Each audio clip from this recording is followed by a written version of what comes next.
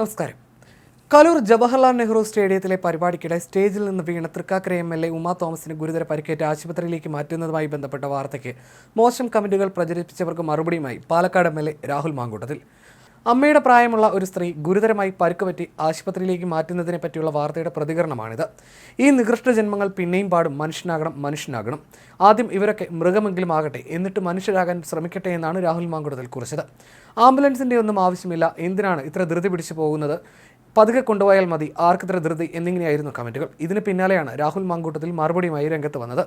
രാഹുലിന്റെ പ്രതികരണത്തെ അനുകൂലിച്ചും വിമർശിച്ചും നിരവധി കമന്റുകളും എത്തുന്നുണ്ട്.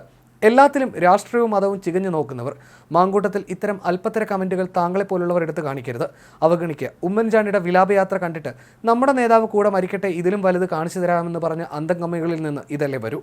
സ്വന്തം അമ്മ വീണ് കിടന്നാലും ആദ്യം പാർട്ടിക്കാരിയാണോ എന്ന് നോക്കും, അല്ലെങ്കിൽ ഇതാവും കമ്മ്യൂണിസ്റ്റ് പ്രതികരണം. ഇങ്ങനെ പോകുന്നു കമന്റുകൾ. കോവിഡ് സമയത്ത് അമിത്ഷായ്ക്ക് അസുഖമായെന്ന് കേട്ടപ്പോൾ കോൺഗ്രസ്സുകാരുടെ പ്രതികരണങ്ങൾ ഞങ്ങളും കണ്ടതാണ്. പിന്നെ ഇക്കാര്യത്തിൽ നിങ്ങളുടെ മുന്നണിയിലെ ടീമുകൾ പറയുന്നതിന് നിങ്ങൾ തന്നെ അനുഭവിക്കുക. എല്ലാം നിന്റെ പാർട്ടി കുപ്പിപ്പാൽ കൊടുത്ത് വളർത്തുന്ന കുഞ്ഞുങ്ങളാണ്. നീയൊക്കെ ഉണ്ടാക്കിവിട്ട വ്യാജന്മാർ തന്നെയാകും. നിനക്കാണോ രാഹുലെ മര്യാദ? സഖാവ് കുഞ്ഞനന്തൻ ചത്തു എന്ന് പറഞ്ഞവനല്ലേ നീ? ആദ്യം സംസ്കാരം പട്ടിക എന്നിങ്ങനെ വിമർശിച്ചും കമന്റുകളുണ്ട്.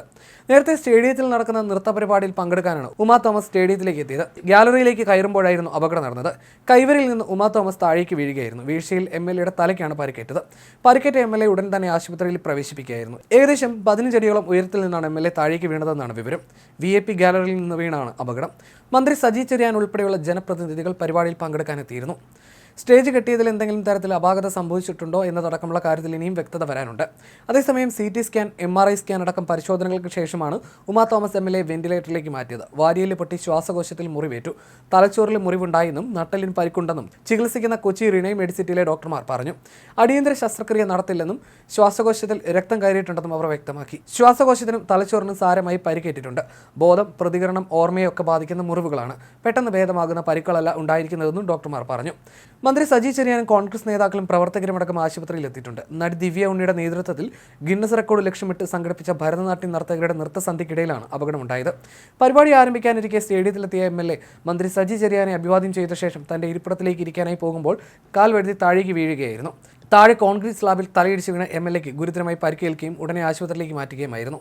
തലയിലെ പരിക്കിൽ നിന്നും രക്തം വാർന്നു പോയിട്ടുണ്ട്. തലയ്ക്കകത്ത് ആന്തരിക രക്തസ്രാവം ഉണ്ടായെന്നും രക്തം കട്ടപിടിച്ചെന്നും സംശയമുണ്ട്. പാലാരിവട്ടം റിനൈ മെഡിസിറ്റിയിലെ ട്രോമ കെയറിലാണ് അവരെ പ്രവേശിപ്പിച്ചിരിക്കുന്നത്.